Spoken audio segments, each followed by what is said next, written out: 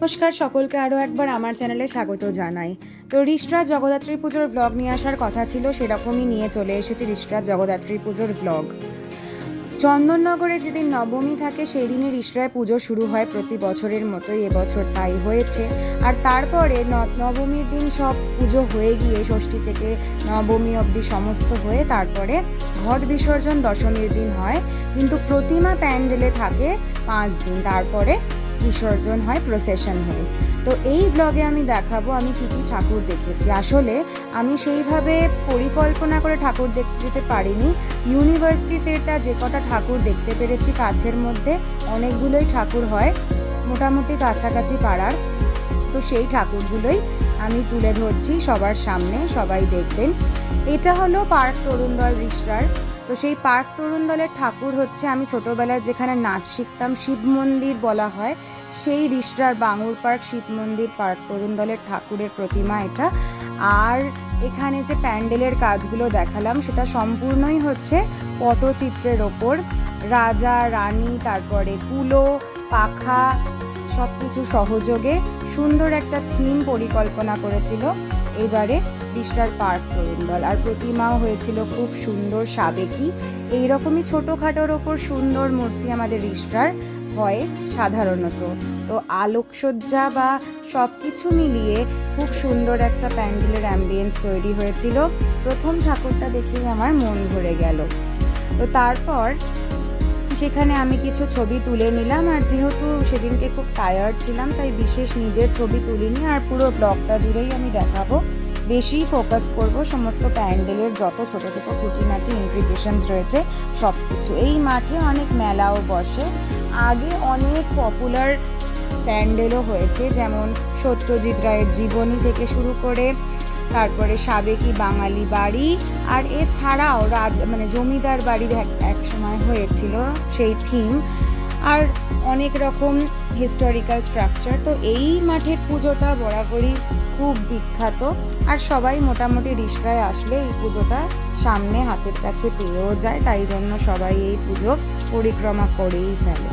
তো এই পুজোটা নতুন করে আর কিছু বলার অপেক্ষা রাখে না, এটা অনেকই পরিচিত। আর এই মাঠ দেখাচ্ছি, এই মাঠ ভর্তি অনেক ঘূর্ণি বাচ্চাদের যেরকম বসে, আমি আগেও একটা ব্লগে দেখিয়েছিলাম কীরকম বাচ্চারা মেলায় ঘোরাঘুরি করছে, তো সেই মেলার ব্লগের মতো এখানে মেলাটা আলাদা করে কিছু হয় না, শুধু বিশেষত্ব হচ্ছে পুজোটা আর প্যান্ডেলটা মোটামুটি ভালোই হয় ছোটোর ওপরে।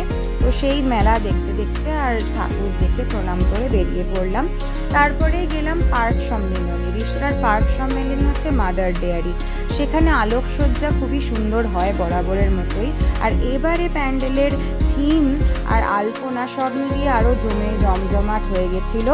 তো এখানে থিম ছিল মহাভারতের দ্রৌপদী, এবং দ্রৌপদীকে দেখানো হলো প্রথমেই। আর এছাড়াও সেই যুগ থেকে এখন অবধি নারীদের সমাজে কীরকম পরিস্থিতি, নারীদের জীবন সব কিছুই দেখানো ছিল দেওয়ালের চিত্রের মাধ্যমে, সেটাই আমি বর্ণনা দেওয়ার চেষ্টা করলাম, আর যতটা দেখানো গেল দেখালাম। আর এই ছিল সেখানের প্রতিমা, খুবই সাবেকি সাজে প্রতিমাকে সাজানো হয়েছিল, আর আলোকসজ্জাও ভীষণ সুন্দর ছিল।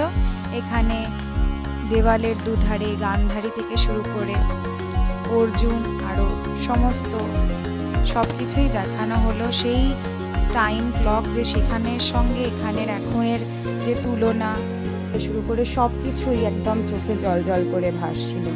তার ঠিক ইন্টারকানেক্টেড একটা গলি দিয়েই আমরা পৌঁছে গেলাম সেই দিনকে আমাদের রিষড়ারই কাছে লেনিন মাঠ, যেটা খুব বিখ্যাত।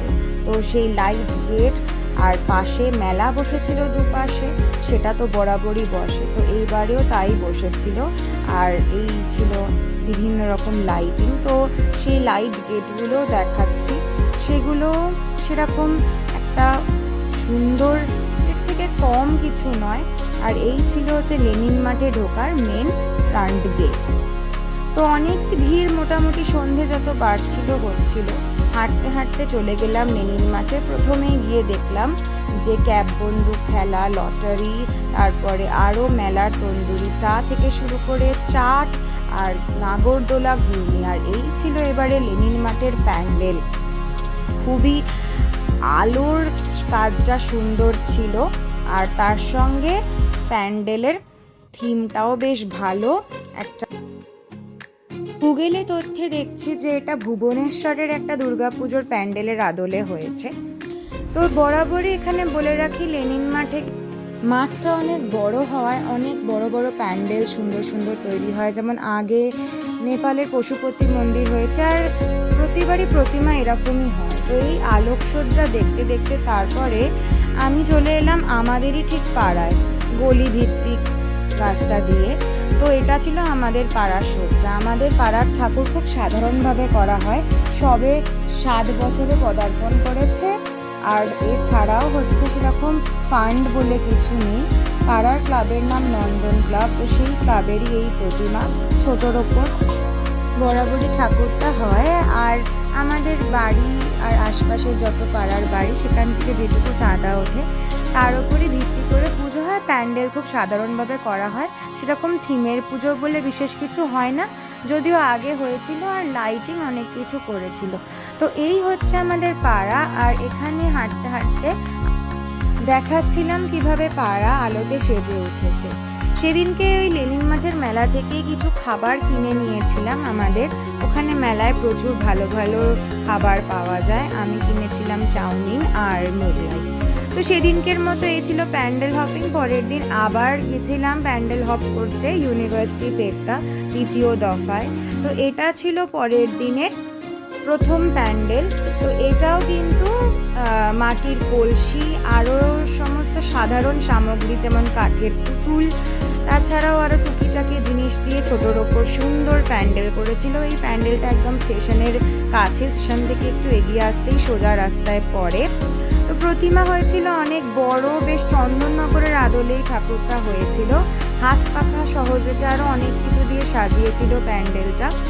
লাইটিং খুব সুন্দর ছিল, বেশ বাবুই পাখির বাসার মতো দেখতে লাগছিল। আর যাই হোক, এই দেখালাম, আর এই প্যান্ডেলটা অ্যাওয়ার্ডও পেয়েছিল। তো হাঁটতে হাঁটতে তারপর চলে এলাম একদমই সামনে, স্টেশনেরই একটু এগিয়ে দেখলাম বাঁ পাশে প্যান্ডেলের থিম হীরক রাজার দেশে। তো সেই ভূতের রাজা দিল বর থেকে শুরু করে সত্যজিৎ রায়ের বিভিন্ন রকম ফিল্ম মেকিংয়ের ওপর বেস করে পুরো প্যান্ডেলটা। আর চারধারে দেখলাম সমস্ত সেই পুরনো আমলের যত মুভি, রাজা হলো খান খান, সেই সমস্ত পোস্টার থেকে শুরু করে দেবী, তারপরে মহাপুরুষ, তারপরে যত সমস্ত সুন্দর সুন্দর মুভির পোস্টারগুলো ছিল সব দিয়ে সুন্দর কাজ হয়েছিল। আর এটা এত সরু গলির মধ্যে যে উঁচুতে থাকার কারণে আমি ঠিকমতো ওগুলোতে ফোকাস করতে পারিনি, যেই সজ্জাগুলো। তো আমি মোটামুটি প্যান্ডেলের ওপরটা যতটা ওই ভিড়ের লাইনের মধ্যে দেখানো গেছে অতটুকুই দেখানোর চেষ্টা করেছি। তো মোটামুটি সুন্দর ওপর খুবই সুন্দর একটা প্যান্ডেল দেখলাম আমি অনেক বছর বাদে। পরিকল্পনাটা বেশ ভালো লাগলো, নতুনত্ব লাগলো। তো ভেতরে ঢুকেই দেখলাম যে একটা পাশ দিয়ে এন্ট্রি, একটা পাশ দিয়ে এক্সিটটা করতেই হতো। সব প্যান্ডেলেই সন্ধেবেলা তা থাকা সত্ত্বেও করতে লাগছিল না, কারণ ভিড় কম হচ্ছিল, কিন্তু এটা গলিভিত্তিক পুজো হওয়ায় আর ছোটোর ওপর এত সুন্দর পুজো হয়েছিল যে ভিড়টা একটু বেশি হয়েছিল। আর প্রতিমা হয়েছিল একদম ছিমছামের ওপর ভীষণ সুন্দর, যার ফলে আরও সেটা বেশি আকৃষ্ট লাগছিল। এদিকে দেখালাম দুপাশে কীরকম সব সাজগোজ রয়েছে। সব মিলিয়ে প্যান্ডেল থেকে হাঁটতে হাঁটতে বেরোলাম। বেরোনোর পথেও দেখানোর চেষ্টা করলাম কিভাবে প্যান্ডেলটাকে সাজিয়ে তোলা হয়েছে। সেখান থেকে সোজা একদম চলে আসলে পরে নাক বরাবর আমাদের রিষড়ার সব থেকে নামি জায়গা, সেটা হচ্ছে রিষড়া চারবাতি। তো রিষড়া চারবাতি ঢোকার মুখে আলোকসজ্জাটা এত সুন্দর ছিল, আর পাশে বসেছিল বিভিন্ন রকম মাটির কাজ, ব্যাগপত্র, আরও ফুচকা, খাবার দাবার, যেগুলো মেলার প্রধান আকর্ষণ, সেগুলো তো থাকবেই। সেগুলো সব দেখতে দেখতে হাঁটতে হাঁটতে চলে এলাম রিষড়া চারবাতির পুজো দেখতে। সেখানে একটা ব্রেইন টাইম সব কিছু নিয়ে, একটা সাইকিক্যাল একটা থিম নিয়ে গড়ে উঠেছে প্যান্ডেল। আর এই প্যান্ডেলটা আমি ফিরতি পথে রোজই দেখতাম কীভাবে আস্তে আস্তে গড়ে উঠছে, নিজের চোখেই দেখতাম। আর কীভাবে মাকেও গড়া হচ্ছিল সেটাও মণ্ডপেই করা হয়েছিল, সেটাও দেখতাম। তো তারপর পরিপূর্ণ রূপে প্যান্ডেলটা সেদিনকে দেখতে পেয়ে সত্যি খুব ভালো লাগছিল। এই ছোট ছোট প্লেট দিয়ে দিয়ে ঢাকনা দিয়ে দিয়ে সমস্ত বাসনের এগুলো দিয়ে এত সুন্দর করা হয়েছে যে ভীষণই আমার রিসাইক্লিং থিমটা ভালো লাগলো। আর মায়ের মূর্তিও বরাবরের মতো হয়েছিল, ভীষণ দৃষ্টি আকর্ষক। তারপর সেখান থেকে হাঁটতে হাঁটতে রিষড়া শীতলা মন্দিরের পিছনের রাস্তা দিয়ে চলে গেলাম রিষড়া ফায়ার ব্রিগেডের কাছে, PC মুখার্জি স্ট্রিট। এইখানে এবারে থিম করেছিল স্বাধীনতা সংগ্রাম। তো আমি দেখাচ্ছি প্রথমেই কীরকম সমস্ত স্বাধীনতা সংগ্রামীদের ছবি দিয়ে তাদের বিভিন্ন স্লোগান সব কিছু দিয়ে সাজিয়ে তোলা হয়েছিল প্যান্ডেলের বাইরে লেখা ছিল বন্দে মাতরম। আর এদিকে নেতাজি থেকে শুরু করে রবীন্দ্রনাথ থেকে শুরু করে ইন্ডিয়া গেট থেকে শুরু করে সব রকমই ছিল। তার সঙ্গে ক্ষুদিরাম বোস, ভগৎ সিং সবার মোটামুটি মূর্তিগুলো তৈরি করা ছিল। তো আমি এই কাজকর্মগুলো দেওয়ালে যা রয়েছে সেগুলো দেখাচ্ছি। একটা বিশাল কামান রয়েছে এখানে, হয়তো জালিয়ানওয়ালা বাগ দেখানোর চেষ্টা করা হয়েছে। তো সব মিলিয়ে ভীষণ সুন্দর লেগেছে এই প্যান্ডেলটাও আমার। আর এখানে প্রতিমা সবচেয়ে বড় হয়েছিল রিষড়ার, গান্ধীজির ছবি, তারপরে ব্রিটিশের শাসনকাল সবটাই দেখানো হয়েছিল, স্বাধীনতার দিন। মাথায় প্যান্ডেলের ছিল তিরঙ্গার কাজ, সবটুকু মিলিয়ে একদম বেস্ট লেগেছে আমার এটা। সেখান থেকেই আবার চেন আলোর কাজ দেখতে দেখতে হাঁটতে হাঁটতে রিষড়ায় আরও এগিয়ে গেলাম কিছুটা, দিয়ে তারপরে এই পুজোটা সবার চোখে সচরাচর পড়ে না যদি না কেউ এখানকার লোকাল বাসিন্দা হয়ে থাকে। আমি বলে রাখছি, যেই প্যান্ডেলটা নেক্সট দেখাতে চলেছি সেটা হচ্ছে রিষড়ার বয়েজ ক্লাব। তো সেই প্যান্ডেলটা এই আলোর সজ্জার রাস্তা দিয়ে হাঁটতে হাঁটতে এগিয়ে গেলাম, আর গলি ভর্তিও এখানে আলো থাকে। তো এইটা হচ্ছে রিষড়ার শনি দেবতার মন্দির এবং কালী ঠাকুরও আছে এর মধ্যে। তো সেই মন্দিরের গলি দিয়ে সোজা হেঁটে গেলেই হচ্ছে এই রিষড়ার বয়েজ ক্লাব, অর্থাৎ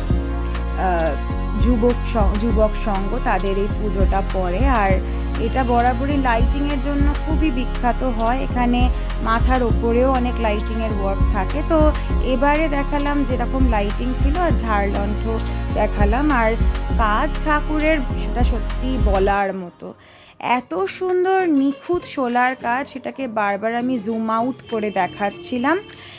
আসল কথা বলতে গেলে যেটা বলতে হয়, সব জায়গার প্যান্ডেলে হয়তো অনেক খরচা হয় কিন্তু সেরকমভাবে প্রতিমার ওপর ফোকাস করা হয় না। কিন্তু আমি সদ্য কুমারটুলি থেকে ঘুরে এসেছি, ওখানে দেখেছি এ ধরনের অনেক শোলার কাজের নিপুণতা। তো সেই নিপুণতাটা এইখানে দেখলাম আমি। তারপরে আরও বিভিন্ন রকম লাইটিং দেখলাম। আর সামান্য যতই হোক না কেন, নিজের জায়গার এই সমস্ত ছোট থেকে দেখে বড় হচ্ছে, সেই পুজোগুলো দেখতে বেশ ভালো লাগছিল। তো সেভাবেই কাটলো দিনটা। শেষে বলি, আমি যেটুকু ঘুরলাম ওটুকুই দেখালাম। সবাই ভালো থাকবেন, দেখা হবে পরের ব্লগে। ভালো লাগলে অবশ্যই লাইক, কমেন্ট, শেয়ার। তো সারাদিন এত ধকল যাওয়ার পরেও ভিডিও করেছি, আর অবশ্যই পরবর্তী ব্লগ দেখতে সাবস্ক্রাইব করবেন।